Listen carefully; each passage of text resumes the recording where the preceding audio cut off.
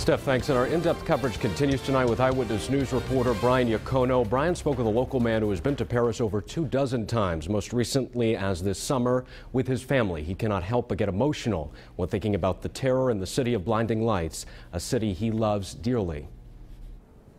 Bob Burke tells me he'll travel back to Paris just as soon as possible to stand in solidarity on the very streets he's grown to know and love.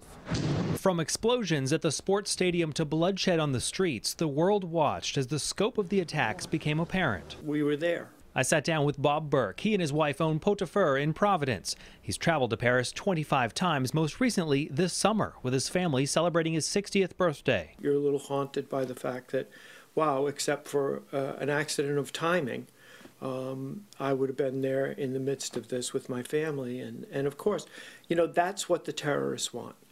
They want that fear. They want that feeling. Burke tells me he stayed between two key monuments in Paris, one to the Revolution, the other to the French Republic, the same area where the gruesome attacks unfolded. It's not an accident that the restaurants in that area, that the theater, the sites in that area is for the terrorists a symbol of the resistance to their efforts. Burke also says Paris has a history of being targeted, and everywhere you turn there are reminders, including heavily armed police. They are a city that knows that they're a target and that they are ready to respond with force. This will not stop Paris.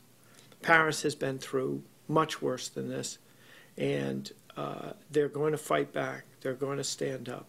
Burke tells me the attacks came just at the start of a global celebration of the French harvest of the new wine. He's planning memorial services now at his restaurant this week. I'm Brian Iacono, Eyewitness News.